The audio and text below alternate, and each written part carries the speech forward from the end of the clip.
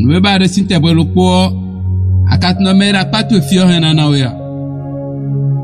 Mini hando ma Roma le Genèse 29 verset 4. Et mi mulando Jacob cambia le gbayin toledo. Non vitele mi fitenue mi oye igbenido ala ninu nuwe mi kwabo lo la santa de game mi me eno dios ogudo meton Jacob cambia edo non vitele mi fitenue mi mo nwe Jacob le fina etu ye kongbede a version française odo konton tiele mi me fon ngesi version rete non vitele mi Jacob tu ye kongbede a mo ko na sin gboton le gudo ba kame me ro fina le do fitenue mi non vitele mi amo es bloody ekotu ye kondo kakabo ze ewuzu novi amodo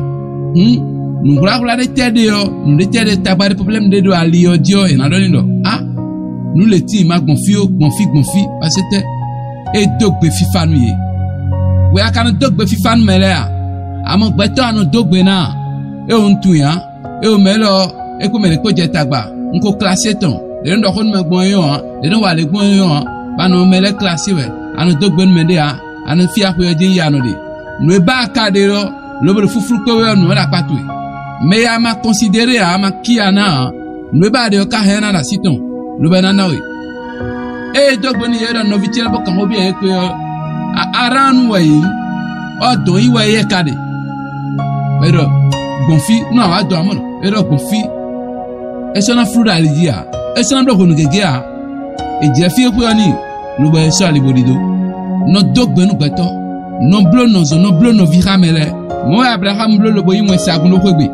e tun gbere do mo sagun dia gbeto mo we de lo bo ka yi bli boni ye lo bo yi do kwegbe bene ka dio tanton lo bo dio presenton ma vero do de kele na pebo no ba de ana mo bio ewo ma wo e de suna jetele lo na sonu la lo menu ya am he na zegbon petoji me ya ma vero wa ma o he na zen na ma da gbenu e lo na dio presentu e no dogbenu mele no blo fifa ha mele no fifa me ha mele no konu ha mele no ze huzu no vina lo kezio me egbe o konu ha mele jaya ha mele mena agbanto kon le konu ha ye do alisa ha ye atu fie da gbeto de adagbeto hena do menele se alomo ma o hena zan elo mena wa dagbenu we no bichi nkezio me egbe o no wa jije me ha mele bo ze ezo huzu no vina